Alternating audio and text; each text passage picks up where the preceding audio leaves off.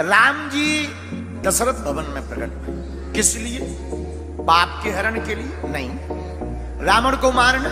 नहीं। राम जी से ही पूछो आप किस लिए आए, बताओ। एक जगह भगवान ने कहा ना तो हम रावण को मारने आए, फिर ना हम पाप का हरण करने आए, फिर आए क्यों? राम जी बोले भैया जो हमारे भक्त हैं हम तो अपने भक्तों के दर्शन हेतु आए। ये तो बड़ी उल्टी बात, भक्त तो आपके दर्शन करना चाहते, भगवान बोले हम भक्तों के।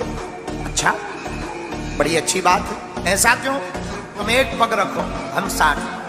राम जी असाधारण लीला कर, किसके पुत्र? धर्म चक्रवर्ती राजा के। लेकिन असाधारण लीला क्या है? सबरी के घर जाना, केवट को गले लगाना, विभीषण जी को अपना बनाना, ये भगवान की असाधारण लीला है। भला कौन मनुष्य है जो उच्चता पाकर के सबसे अंतिम छोर के व्यक्ति को गले लगाए, निषाद राज जैसे को मित्र बनावे, बानरों को अपना सखा बनावे, सहयोगी बनावे, ऐसे एक केवल हमारे रघुनाथ जी ही है। हनुमान जी तो कह भी रहे सुंदर कांड में, किससे कह रहे? विभीषण जी से कह रहे। हनुमान जी आंखों में आंसू भर के कह रहे विभीषण जी राम जी पर भरोसा कर। बोले क्यों? बोले हमको देखो, हम कपि हैं। कपि मतलब बंदर। बंदर बड़ा चंचल होता है और एक और कमी होती बंदर में। बोले क्या? बोले बंदर में, बंदर बड़ा कामी होता, सबसे ज्यादा कामी कोई होता है तो बंदर होता है। ये हनुमान जी की प्रभुता देखो, बड़प्पन में भी कितना सरलता है हनुमान जी में। हनुमान जी आंखों में आंसू भर के कहते विभीषण जी हम तो इतने चंचल है, कामी है, कामना भरी पड़ी, लेकिन एक कमी और है। क्या? प्रातः काल कोई अगर हमारा नाम ले ले तो दिन भर उसको आहार नहीं मिलता। इतने अवगुणों से भरे हैं, फिर भी राम जी का प्रताप ऐसा। विभीषण जी से कहते हैं हनुमान जी फिर भी देखो तो भगवान का कितना अच्छा स्वभाव, मैं चंचल बंदर। अच्छा देखो, मानव कोई होता तो बात अलग, वो भी बंदर, काम का ना काज का। बंदर क्या जाने अदरक का स्वाद। ऐसे बंदर को भी बुरा मत मानना, क्षमा करना। आप लोग विद्वान श्रोता हैं पर क्षमा कीजिएगा। देखो यही प्रभु की कृपा है कि बंदर भी सुंदर हो जाता, राम की शरण में जाता बंदर भी सुंदर हो जाता है। ये भगवान का प्रताप। लेकिन हनुमान जी का प्रताप क्या है? हनुमान जी कहते हम तो सब प्रकार से हीन हैं, लेकिन फिर भी रघुनाथ की कृपा है। रघुनाथ जी की कृपा कितनी है इसका परिचय लेना है तो जब राम जी ने रावण को मार दिया, अयोध्या के राजा बन गए, और जब सब बानरों को राम जी विदा करने लगे, विभीषण जी को किया, अंगद को किया, दधिमुख को किया, केहरी को किया, निषठ को किया, सब बानरों की विदा की, पर हनुमान जी की विदा नहीं की। अयोध्या वाले बोले महाराज आपने सबकी विदा कीजिए, भाई साहब रुके हैं। तो राम जी बोले अब इनका कोई घर ही नहीं, इन्हें कहाँ भेजे? इनका कोई ठिकाना हो तो भेजे, इनका तो कुछ है ही नहीं। अयोध्या वाले बोले हमें तो बड़ा लफड़ा। अच्छा, अयोध्या वाले क्यों टेंशन में? अयोध्या वाले इसलिए टेंशन में है कि राम जी बैठते हैं जब दरबार में, सोई हनुमान जी चरणों में बैठ जाते। हनुमान जी चरणों में बैठते सो काऊ की दमाई नहीं पड़ा था अभी, क्योंकि इतनी कथाएं सुन रखी कि उलट पलट लंका सब जारी, सुनते ही भयों पर्वताकारा, सो कोऊ की दम न बंधे ऊपर से पूंछ की तरफ देखे क्या जाइए है खतरनाक, किसी की दम ना पड़े हनुमान जी के पास आने की, राम जी के पास आने की। तो अयोध्या वालों ने सोचा एक काम करें, क्या? इनकी विदा करवाओ, विदा विदा जान दो।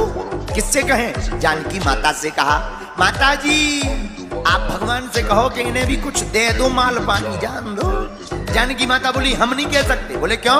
बोले जब हम लंका में अशोक वाटिका में शोक में थे, देखो कितनी विचित्र बात, वाटिका का नाम क्या है? अशोक।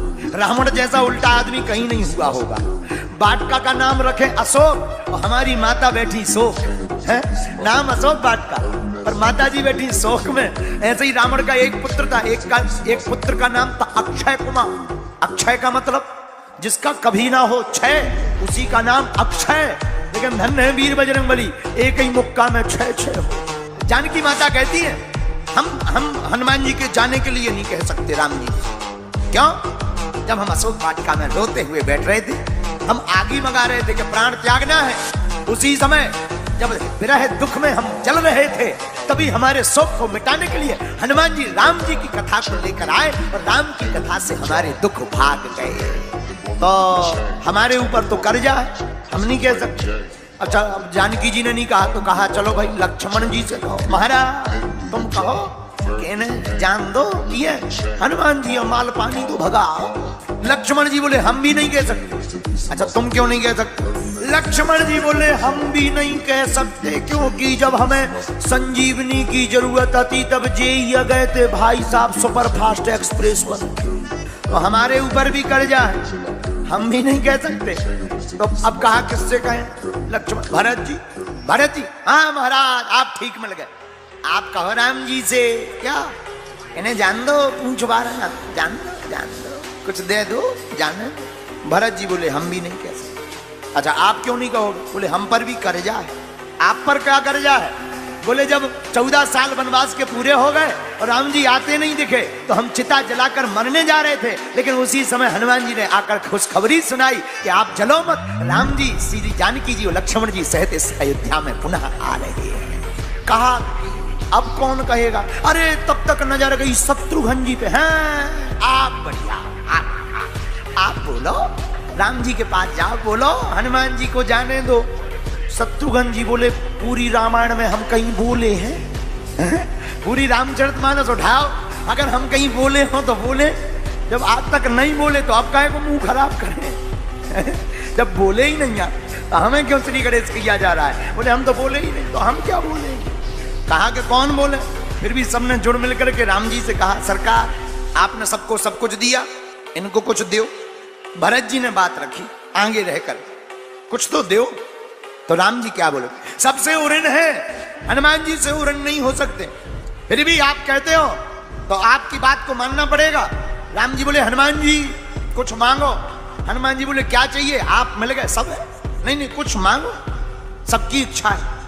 हनुमान जी बोले हम प्रिय हैं या नहीं ये बताओ। राम जी बोले बिल्कुल है। तो बोले पर सबको एक एक वरदान दिया, हमें दो दो। पूरी अयोध्या के हाथ ला के बोले दे दो जान तो दो, दो नहीं 3 ले, दे दो। हनुमान जी बोले नहीं 2। हाँ मांगो। राम जी बोले हाँ ठीक है सबकी इच्छा है, 2 मांगो। धन्य है वीर बजरंगबली।